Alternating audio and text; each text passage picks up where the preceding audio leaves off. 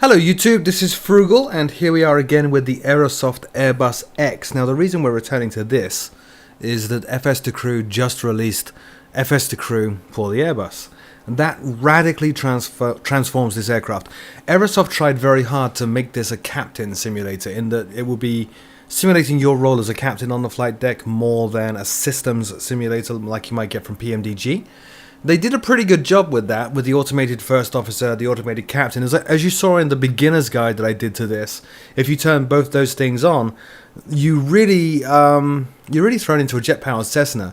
There's not a whole lot for you to do other than to fly the aircraft, set up the route, and trigger events at key points. You can turn the captain role off and just have automated checklists. That makes it a bit more complicated, a bit more complex, and a bit more like a captain or pilot in command simulator.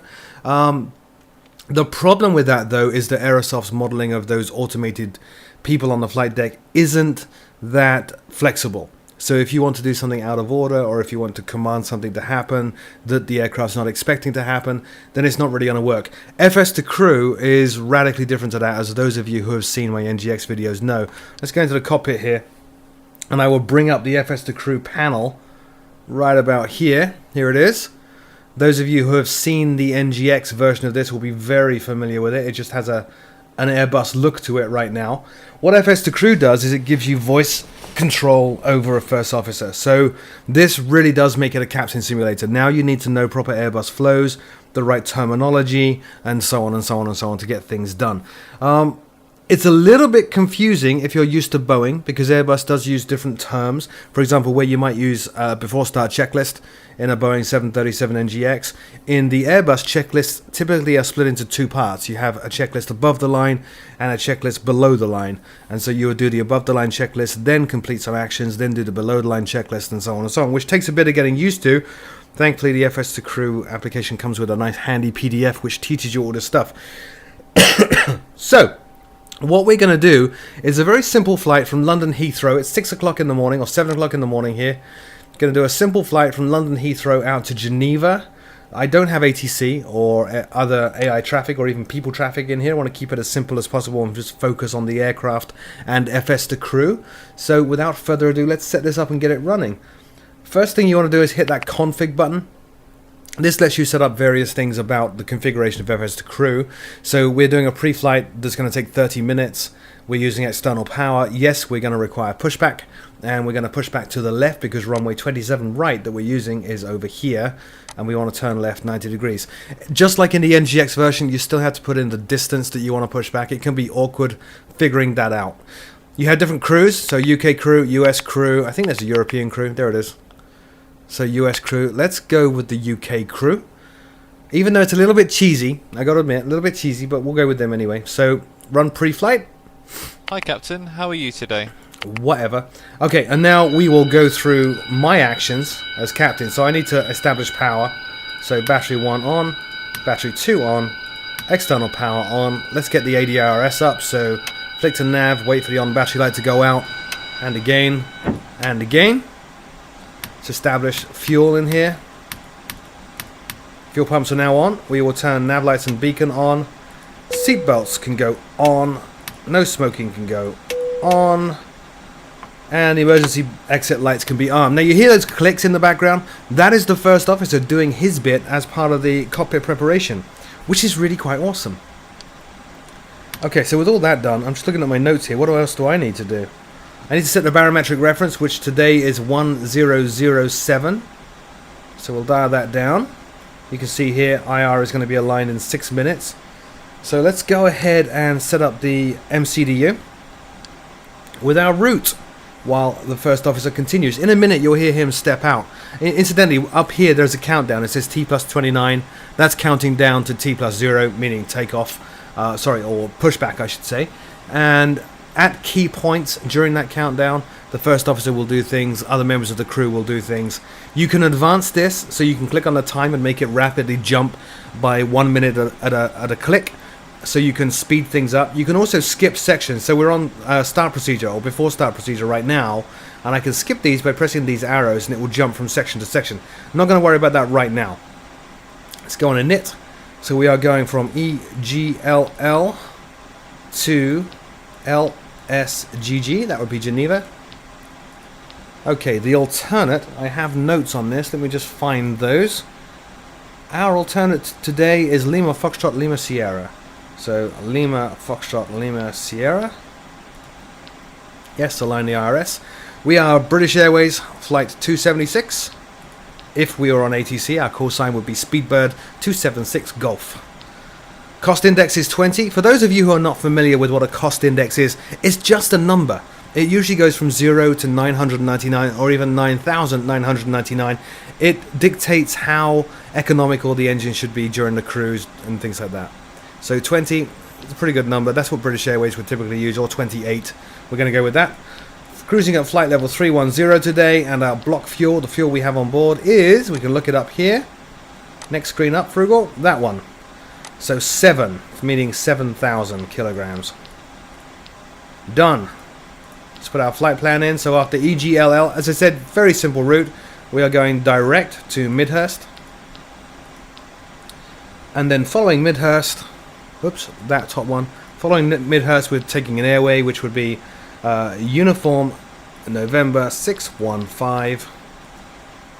We're taking that all the way up to a waypoint called Zamab.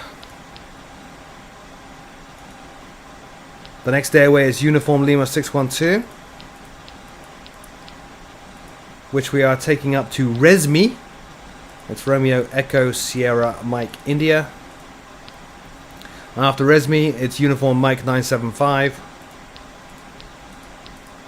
And we are taking that all the way up to Lusar, which is our final waypoint, before the Star into Geneva, which we will choose in the air. Now we know that we're taking off on runway 27 right based on the conditions. Trust me, I've set it up that way, so we can click on this, click on departure, runway 27 right. Our first waypoint is Midhurst, so that would be the best SID to use because it ends at Midhurst. Insert, and then we can just check that we have no flight discontinuities, which we don't. And we're wonderful. So now we can click on performance, flaps 1 takeoff, flexing to 67 degrees, there's our V speeds, all set. So let's see what this first officer is doing. If I advance the time now, I'm going to let him go about his business because my IR is not even aligned, but we'll advance the time. He will step out.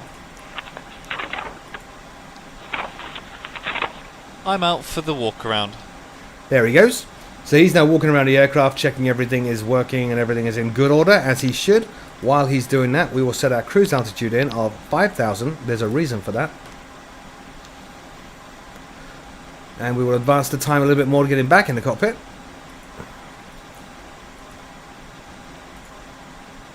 Come on now. I'm back from the walk around and everything looks good. Alright, so let's do our briefing. So it's a noise abatement departure procedure number 1, using a SID for takeoff, flaps 1 plus F, runway is dry, anti-ice is not required, packs on, let's go for it. Are you ready for the takeoff brief? Go ahead. Okay, we have no MEL issues today. I will be the pilot flying. It will be a standard takeoff, using noise abatement departure procedure 1. And we will be flexing to 7 degrees. We will use config 1 for takeoff. The runway condition is dry. As for anti-ice, it's not required. The packs will be on. We will use standard calls today. At or below 100 knots, I'll reject for any warnings. Below V1, I will only reject for an engine failure, a fire of any kind, a configuration warning, or anything I deem will adversely affect the safety of the aircraft. I will reject the takeoff by calling stop. If you could monitor that the auto brakes have activated and that the spoilers have deployed. Once we stop, if there's a fire, I'll position that side of the aircraft to be downwind and we'll evacuate through the open side. I'll advise the cabin and you talk to ATC. Above V1, we'll take the aircraft into the air, sort it out there, and decide if we need to return to the airfield. If you notice anything amiss during the takeoff roll, please notify me. Any questions? That's checked and no questions. Takeoff brief complete. Hi Captain, may we start boarding now? Yes. Great. So you're seeing already how FS2CREW responds to voice commands. If you've not seen that on the NGX videos, then it's kind of cool. It's very official as well, all that briefing. Let's go on Squawk 2200. which is an IFR code, I think. Alright, we're all good here, TA and RA, or just TA. Alright, he's making himself at home. So the next event that's going to run here is at 8 minutes, where the load sheet will arrive. So let's just advance to that. You can hear the passengers getting on board now. Captain, I have your load and balance sheet here for you. Thank you. Okay, thanks, Captain. Have a nice flight and I'll be seeing you later. Bye-bye. Now, one of the cool things, as I mentioned, with the automated captain and first officer you normally get with this aircraft, they don't respond to exceptions. So there's an exception right now, and we're going to push back in 8 minutes' time. I'm still running on external power. I'm going to need the APU on and APU bleed air to start the engines. So the automated first officer and captain wouldn't tell me that. They would just show a little error condition, maybe loop around on their checks. FS2CREW will actually help me out with that. So let's advance again. The next event is actually at 2 minutes.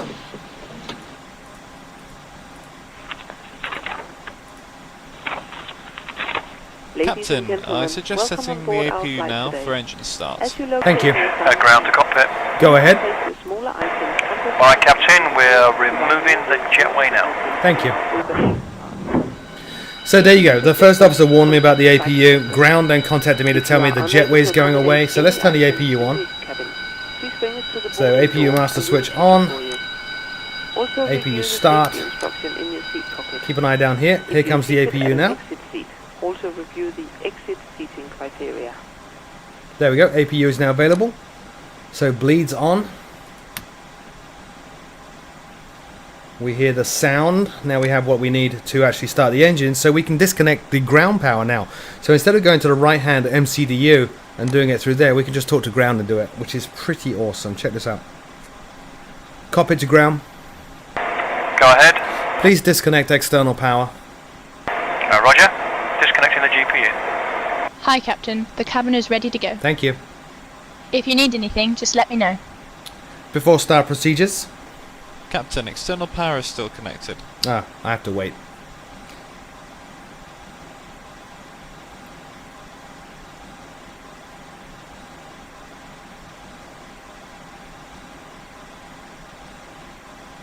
Any second, no hurry. Captain, the GPU is now disconnected. Thank you. Checked. Before start procedures. So he is now running his before start procedures and getting ready to do the before start checklist, where things are going to get a little odd, as I said, if you're more used to Boeing stuff. So bear with me, I'm kind of referring to notes while I do all this because it is a little bit detailed and complex, the various things that you need to do here.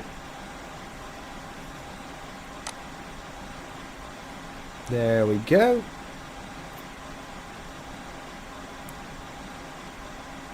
You notice up here there's an HM button and an HS button. These are hard and soft mutes. I currently have a hard mute on, which is how I'm talking to you, without FS2CREW picking it up and acting on my commands.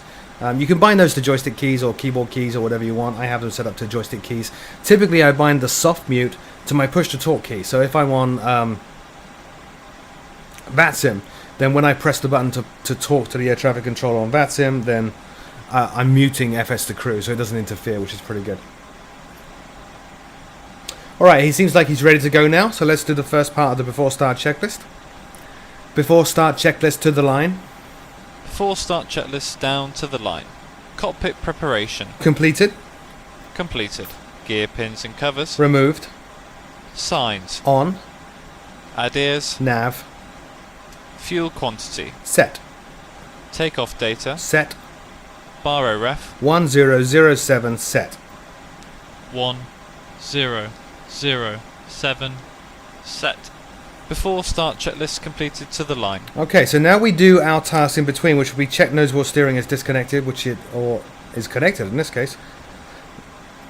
We can disconnect that. I'm going to leave that on. Windows and doors checked. Great. Thrust levers should be to idle, which they are. Parking brake, sorry, not parking brake. Parking brake needs to be set, yes, and then we can do the AccuBrake, so we'll do that.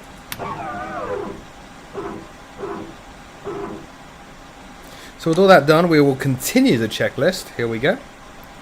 Before start checklist below the line. Before start checklist below the line. Windows and doors. Closed. Closed. Beacon. On. Are you sure about that? Thrust levers. Idle. Parking brake. Set. Before start checklist complete. Now you notice he queried me on are you sure about that. The reason is I actually haven't turned the beacon on. So if we look up here, there's the beacon, it's not on. So that's how we check stuff. Okay, now we can actually do the pushback. So this is going to be the pushback using FS2CREW's pushback feature, not the built-in Airbus pushback. So we actually have to talk to ground and do all this the proper way. Here we go. Cockpit to ground. Go ahead. We are ready for pushback and engine start. Okay, all doors and hatches are closed. The pin has been inserted. The beacon is rotating. Engine intakes are clear, and the chocks have been removed. Release the parking brake, please, and stand by to start number 2. Brakes are released. Roger on the brakes.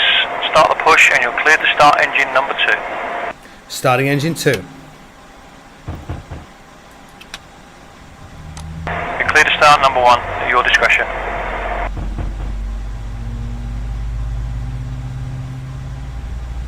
So now we walk through the engines. You need to call out as the captain which engine you're starting. You need to also do the start. In an Airbus, it's actually the captain's responsibility to start the engines. So just waiting there for engine number 2 to stabilize, then we'll turn over number 1.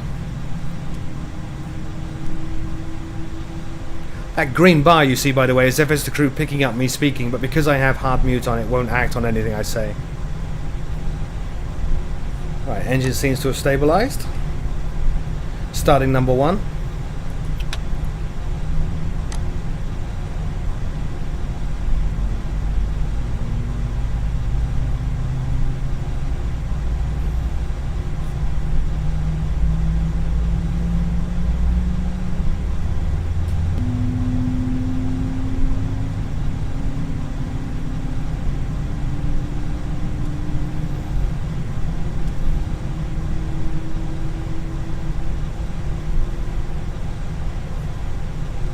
Now FS2CREW is going to wait for a trigger from me. The trigger from me is the phrase "you're cleared to disconnect to go to hand signals." That will switch the mode that we are in here to after start procedure. So there are some gotchas with FS2CREW. You do need to hit key phrases at key times, otherwise it won't manually advance. Of course, I could click these arrows and do it myself, but where's the fun in that? Manually advance, I mean automatically advance, of course. Sorry.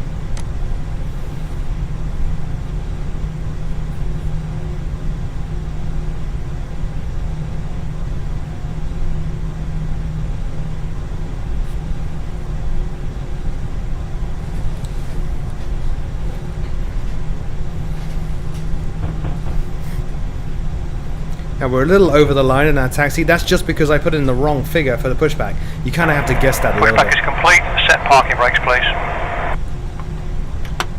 Brakes set. Okay, Captain, the tug is removed, and I'll see you on the left-hand side with the pin. You are cleared to disconnect and go to hand signals. Have a safe flight. After start procedure. Check. So now I need to go through and set the engine mode selector to normal. Flaps 1 plus F. APU bleed and APU off. Once again, ladies and gentlemen, welcome on board today. Now he called flaps This is your 1. person. He's actually set flaps 1, so Please we're all good direct there. your attention to the cabin crew for important safety. Engine anti-ice, we're leaving it There is off. an Wing instruction anti-ice, we're card leaving it in the off. seat Now we're good to pocket go on the that after illustrates start the safety checklist. equipment on So, board this aircraft. after start Regulations checklist, require compliance After with this start information checklist. as well as Anti-ice. core crew Off. instructions. The ECAM lighted information status. signs Checked. and posted placards. Pitch trim. Fasten set. your seatbelt by Rudder inserting the trim. metal tip 0. into the buckle. Tighten After by start pulling on the checklist belt. complete. To release your Flight seatbelt, controls check. lift the metal flap Ready. on the buckle. It is our policy that you keep your seatbelt fastened. notice he's at all already times brought up this while page, seated. so we can check the Doors flight are clearly controls. marked Here we with go. exit signs and instructions for door operation. Full up, Each door is equipped with an escape slide. full down. Locate the nearest Neutral. exit to you Full and left. note that the nearest exit Full may be right. behind you. In Neutral. an emergency, Rudder. lights will illuminate the aisle. The cabin is pressurized. If there is a loss of cabin pressure, a Full panel left. will open and oxygen Full mask right. will Neutral. appear. Remain seated with your seatbelt fastened and pull a mask towards you. So to now start we're the going to be flow pretty of much good to oxygen. go on the taxi. Oxygen So let's will make be sure our flowing lights through are the all mask set even the though way they the should bag be. may So not inflate. taxi light Cover your now should nose be and mouth on. with a mask. Might as well put the Place strobes on as elastic well. band around your head and tighten by Seatbelt pulling signs on are all the set. We don't need the landing lights on just yet, so we're all good there. Then we would turn the parking brake off. Tighten the straps, and once outside the aircraft, Check out the aircraft, we're good. Clear on the left. Clear on the right. If the jacket fails to inflate, use the tube placed near the neck. Your jacket is equipped with a light that will automatically illuminate in water. This is a non-smoking flight. Smoking is not permitted in the cabin or in the lavatory. Cabin lights will now be turned off. Reading light buttons are located over your head. Thank you very Brake much check. for your attention. Ready. Now on the brake check, he doesn't respond unless something's wrong, so there was no response there, so we're all good. So now we just continue taxiing until he tells me that the cabin is ready to go. Then we do the before the takeoff checklist to the line, and then once we get closer to the runway, before takeoff checklist below the line. Now I'm having a few issues today with the recording. You'll notice a few jitters in my frame rate. I'm not sure what that is. Just ignore that. It's not really the point of the video.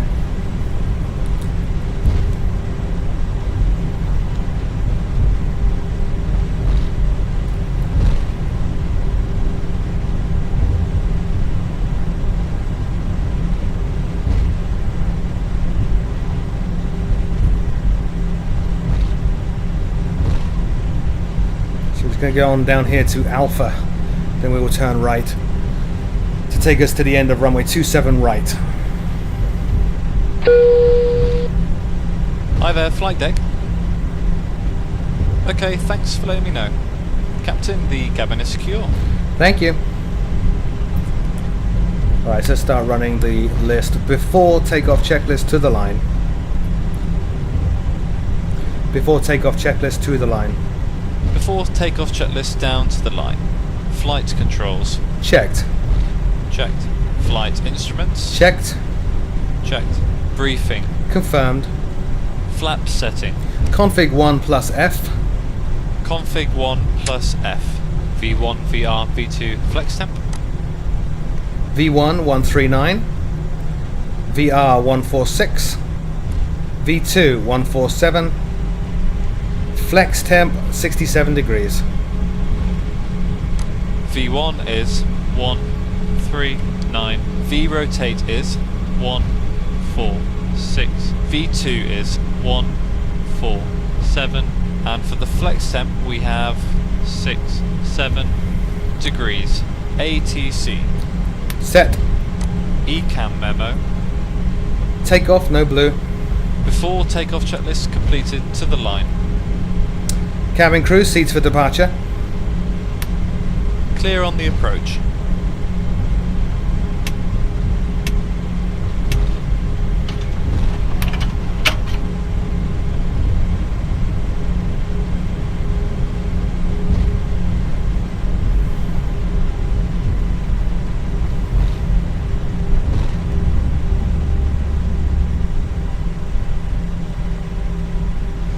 Before takeoff checklist below the line.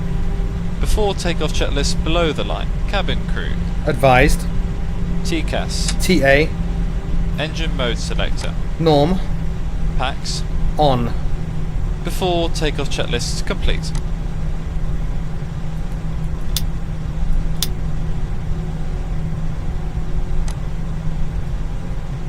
Alright, so now we're good to go. Lights are all on. Everything is set the way it should be. Flaps are set. So let's go line up and then we will do the takeoff. Now notice I've still got the altitude set at 5,000. Our cruise altitude is 31,000 or flight level 310. I'll show you how we can get FS2CREW to help us out with that in a second.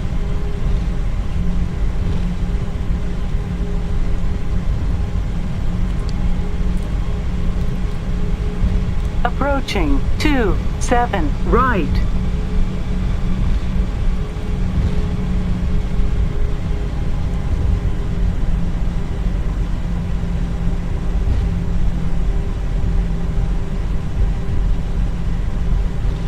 On runway 27 right.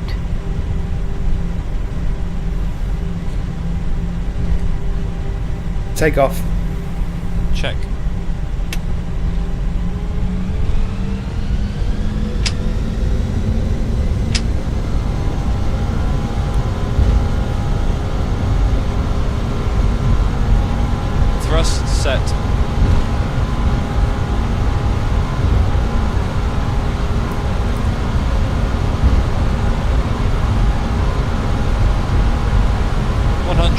checked.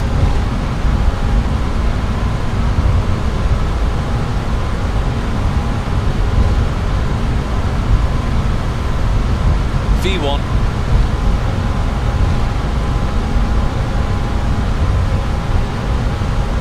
Rotate.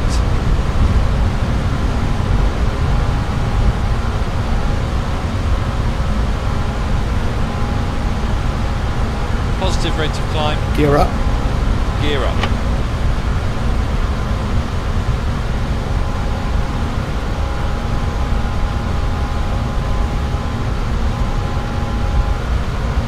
Autopilot 1 on. Autopilot 1 on.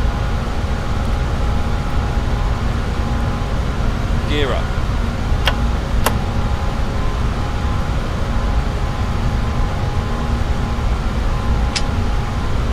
Flaps 0. Check the speed.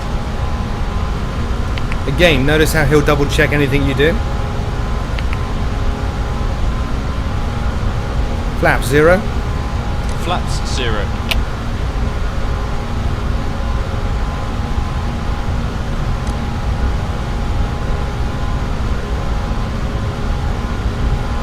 Set flight level 310.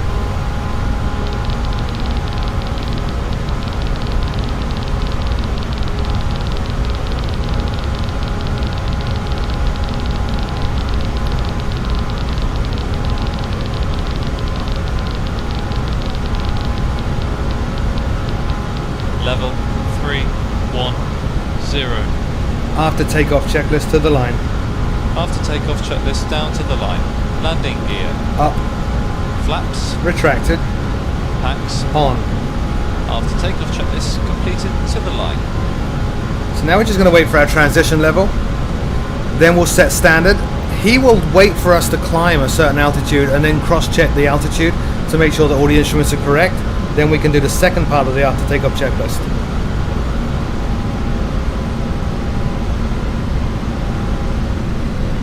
So coming up on transition now.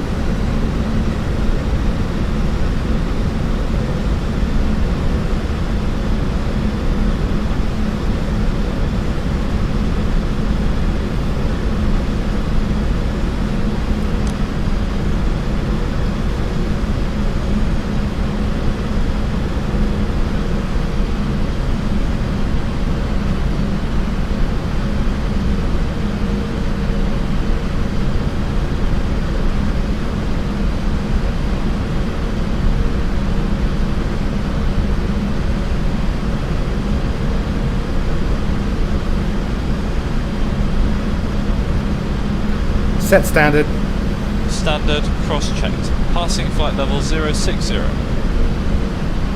So now we wait for him to call out now. When he says that, we look at the altitude here, make sure it actually reads 6,000 feet, and then check it, and then we can do the second part of the after takeoff checklist.